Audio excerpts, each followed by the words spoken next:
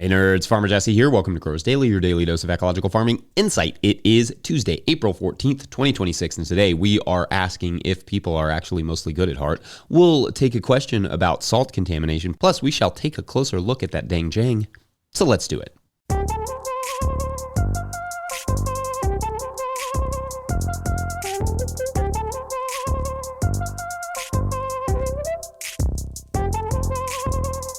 All right, everyone. Welcome to Till Tuesday, your weekly reminder that you can get living soil compost and potting mixes from our bona fide nerd friends over there at Till Soil. Check out Nathan on the Composter Podcast, Season 4, Episode 3, or head to tillsoil.com to learn more. I hope everyone is having a beautiful start to their weeks.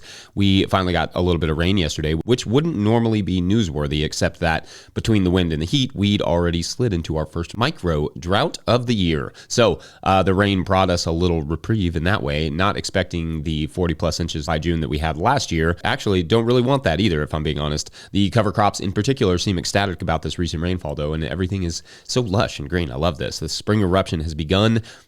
April showers bring in the May flowers, all those good things. How is it looking down your way or up your way? Let us know. Or better yet, send us a 20-second farm video clip to farmermike@notillgrowers.com. A simple phone video works. You can upload that to Dropbox or Drive or whatever, and then share that with Mike. Always love to see what you all have going on. All right, so when I read a book that I like, I tend to follow up with another book or two by that same author.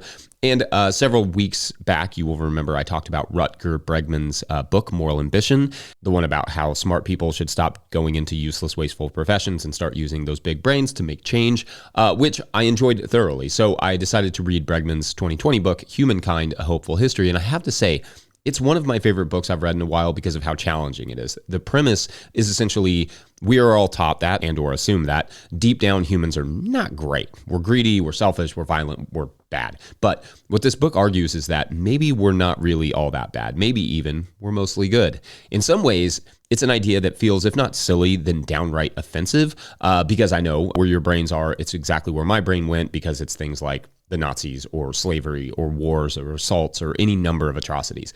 I almost didn't read the book because it seemed like a foregone conclusion to me. Humans are not inherently good or kind. We kind of have to work to do that. However, I assure you, pretty much every counterpoint to the idea that humans are good that just popped into your head, as it did for me, is addressed to some extent or to great extent in this book with research that supports it. One of the things that I loved about this book is how far back in history he goes to really make the case, all the way back to, like prehistoric humans and Neanderthals, among other human species, which I love to talk about, and all through the beginning of agriculture, describing how it is actually kindness and cooperation that kept us together and thriving, not greed, not power, when we were hunter-gatherers.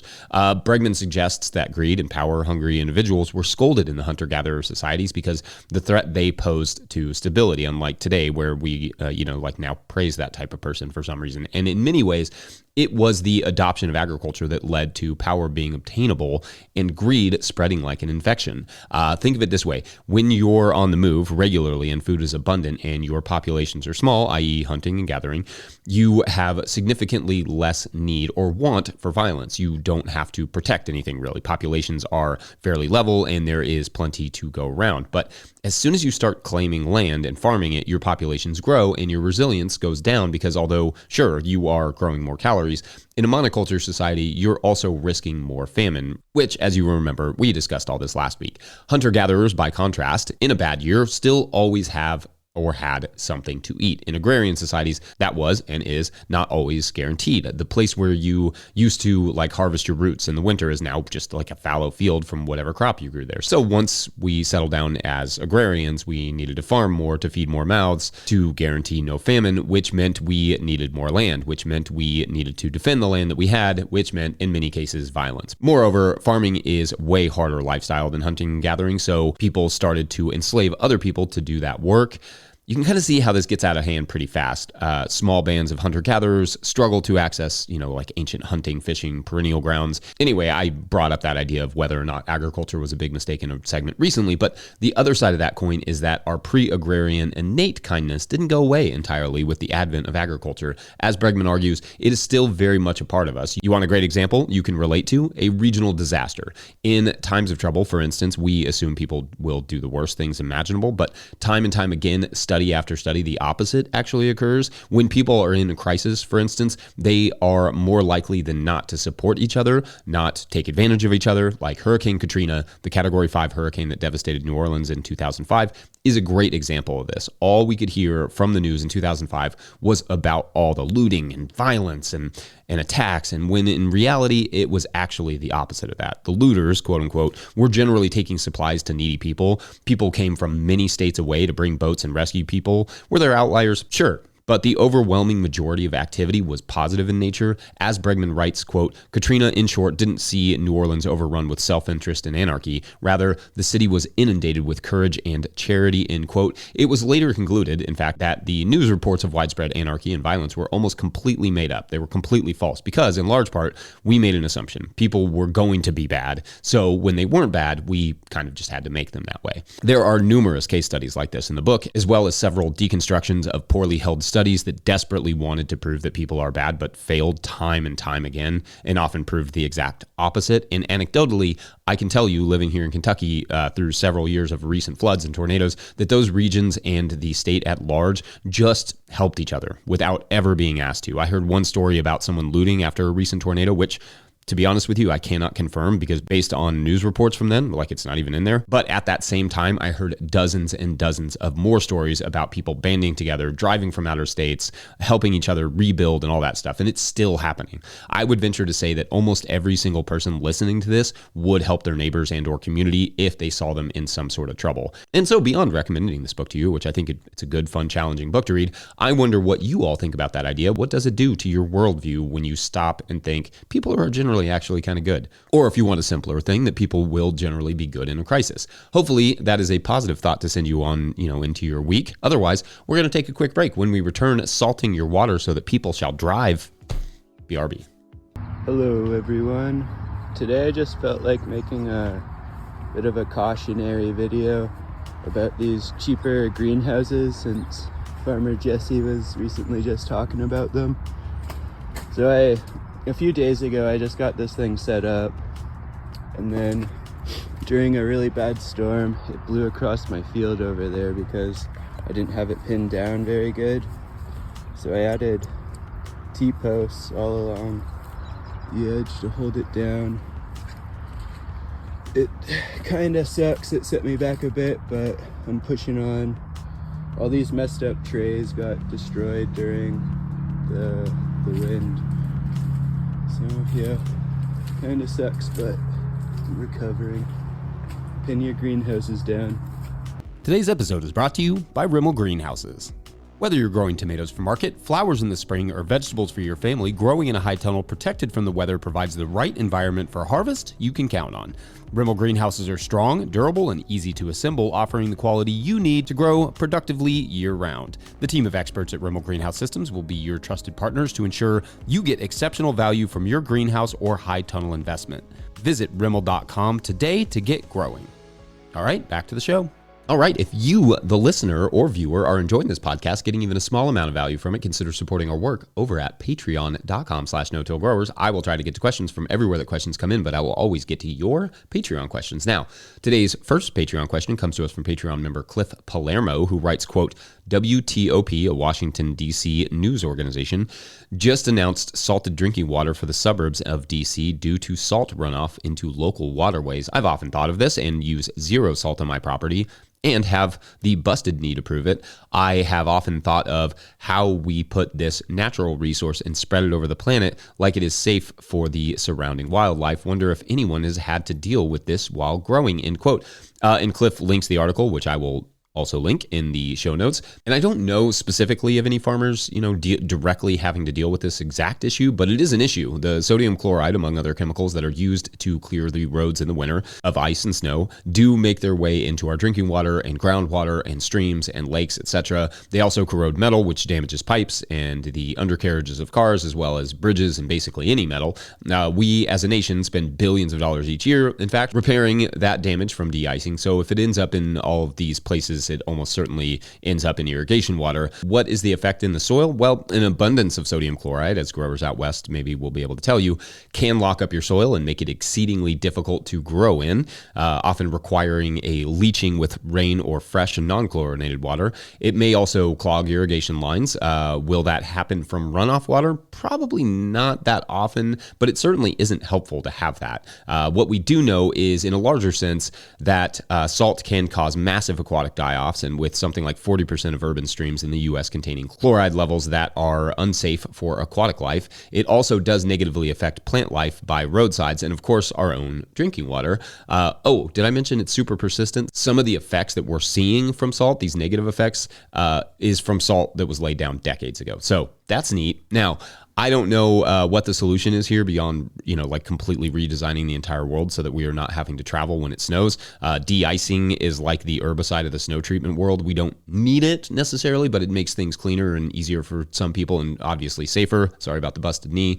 It's just another thing in a long list of things that we do for convenience and ultimately do kind of destroy the place that we live. Anyway, it's a bummer, and it feels like a structural issue more than anything else. Like if we could go back in time and redesign our country so that there was less, like sprawl, more urban concentrations, even in smaller areas with lots of public transit, like trains and high-speed rails that don't really require de-icing quite as much, this wouldn't be such a problem. Or heated roads or whatever, the solution may be. But unfortunately, we make our decisions on short-term conveniences over long-term preservation of this amazing rock that we live on. So here we are with salty water from clearing our roads, increasingly everywhere. All right. Well, I guess I sort of undid some of the hopefulness of the first segment. But anyway, let's shake it off and jang it up. That sounds like a blast. That sounds like a dance. Anyway, be right back. Today's episode is brought to you by Grown By.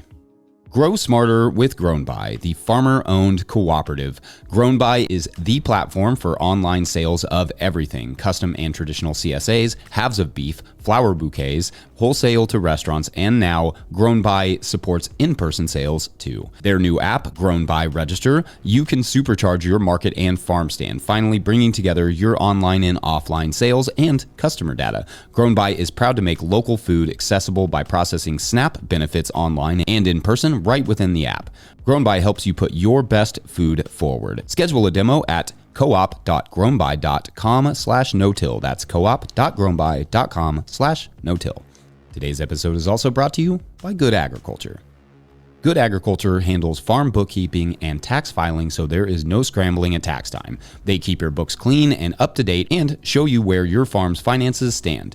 If you're behind, they'll get you caught up. They also help farmers find funding and stay ahead of grant deadlines. You run the farm, they help the business. Learn more at goodagriculture.com/info. That's goodagriculture.com/info. All right, back to the show. All right, so the Jang cedar is often considered the best cedar in the business, the Cadillac, quote unquote, of garden cedars. But why? That's what I kind of want to talk about today. What exactly makes this cedar so special, and is it worth the $500-ish it currently goes for? Now, I'm really only going to discuss the JP1, which is the single row Jang cedar, meaning it just plants one row at a time. They make a few cedars like the JP3, which does 3 rows, the JP5, which does 5 rows, or the JP6, which you guessed it, does 6 rows. They make Jangs for the 3-point hitch on a tractor, like you can just hitch it up to a tractor. They even make one called the Jang TD1, which is adapted, I guess, for larger seeds and has a larger hopper. But for our purposes, and because most people will start with the JP1, let's just discuss that single row cedar, and you can always upgrade if you need or want to. First, I'm just going to say from the outset that if you're like on just a small backyard grower, this is probably going to be more of a cedar than you will ever need. I'm not talking you out of buying it. It's just probably more than necessary. If you want a good cedar to help you, in like a small backyard garden, the Earthway will do a ton of great work for you. And I know professional growers, in fact, who are plenty happy with just using their Earthway. Where the Jang really shines is in its ability to, quote unquote, singulate seeds, which, as we've discussed before on the show, is a word that I think farmers both invented and we are the only ones that use it. But anyway, singulate just means to put one seed down at a time. It's just hyper adjustable from the amount of seeds it releases as it spins to the spacing between the seeds, depth, all of it. So if you are running a farm business that relies on a fair amount of direct seeding, the Jang and JP series makes all the sense in the world because it will just put seeds exactly exactly where you need them in the amount that you actually do need them. You will need specific rollers, though, which are the flat, round, donut-shaped wheels that come with the Jang. Indentions in the roller enable you to match it to the seed size. Then you adjust the little brush on the back to ensure only one seed falls out at a time. That release of the seeds is driven by a chain that is driven by the wheels, so the seeds will stay put until you are, till you start to push the seeder. Now, they aren't super expensive, like $30-ish a piece for those little donut rollers, but it can add up, so it's good to stick to general sizes and not get too in the weeds on, getting a roller for each size, at least not before you've sowed something with just kind of the basic package. This is also, though, why the multi-row Jangs can get quite pricey. For every crop, you need multiples of the same roller, so that could be, if you have a JP3 or a JP5, you're looking at $90 to $120 for one crop. There are a couple of attachments available for the Jang that can take the whole process up a notch. And for me, the double disc opener is probably the most important. This just takes the regular shoe off that comes with the Jang and replaces it with a slicing set of discs that cut through the soil in very small amounts of residue to make the seeding furrow. By contrast, the normal shoe that the Jang comes with can often kind of just get caught in the roots and root balls that we generally leave in the soil on bed flips for soil health reasons. So yeah, that double disc opener will cut through most just like general crop residue. I've clearly had mine for 10-ish years at this point. If you're watching, you can see how old it is. And although I probably definitely need a new hopper, I have not had to replace anything on the Jang that we bought, like I said, like 10 years ago. It still works really, really well. I'm generally a fan of this tool as it speeds up the process of seeding and, unlike the Earthway, does not get clogged very easily and can be pushed at a much faster pace down the bed. Anyway, I think that's kind of the whole of the overview. I know I've touched on this tool before in the past, but let me know if you all have any thoughts or questions, and I'm always happy to dive deeper on any specific areas or specific tools. Otherwise, I think that's it for this Tilth Tuesday. Don't forget, No Till Growers is a nonprofit 501c3, so donations are tax deductible and greatly appreciated. Please make sure to like and subscribe and or follow wherever you're getting this podcast. That is an easy way to help us out. Enormous thank you to all of our show sponsors, and if you'd ever like to sponsor the show, you could reach out to Farmer Michelle at notillgrowers.com. Big thank you to Michelle for all the work she does. Big thank you to the No Till Growers Board of Directors as well that we just established. Huge shouts to Willie Breeding for the theme music, Mike Hilbert for the production help and editing, and my wife Hannah for absolutely everything in the world. Also, shouts to Epidemic Sound for the background music that you can hear. But it always goes too far. Pick up a hat or a copy of my book, The Living Soil Handbook, at notillgrowers.com. I do have a new hat, so if you're listening on podcast form, you should go check those out. Big thank you to everyone over at patreon.com/notillgrowers, where at a certain level, or if you just bump up from one level to another, or you sign up in the month of April, you get a shout out on the show. So big shout outs today to our earthworms from last month, which would be Byram Chapman, Melissa Matteo, and Alcart. Yep, that's a fun one. And they are keeping the story going this week. If we continue to get signups, we'll continue to get stories. And as you will remember, our feline friend, our words, not hers, Pop-Tart is starting to get quite annoyed with her humans. First, they seem really stressed out and they're just like not really giving her much attention, which to Pop-Tart is quite annoying when she wants the attention. And then they stop letting her go outside, which is, seems unforgivable to Pop-Tart, who knows at least 3 other houses that think she's their cat and can go, eat there anytime. One day, she even decides to bite one of her humans while she's sitting on their lap, getting petted just out of spite and boredom. But anyway, that same day, more humans burst through the front door and there is a big scuffle and the humans are being ridiculous. But Pop-Tart notices that they don't shut the door, so Pop-Tart takes that as her chance to go and look for some treats outside. What she finds? Well, that is actually for Thursday. We'll get back to Pop-Tart Thursday. Anyway, until then, thanks for watching and or listening. We'll see you then. Bye.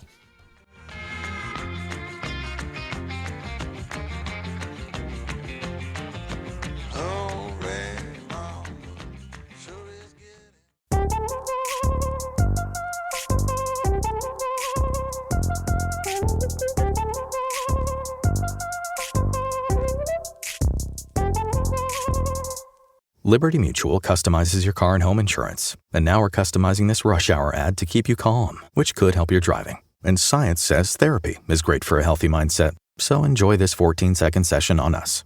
I think you've done everything right and absolutely nothing wrong. In fact, anything that hasn't gone your way could probably be blamed on your father not being emotionally available because his father wasn't emotionally available, and so on. And now that you're calm and healing, you're probably driving better too. Liberty, liberty, liberty.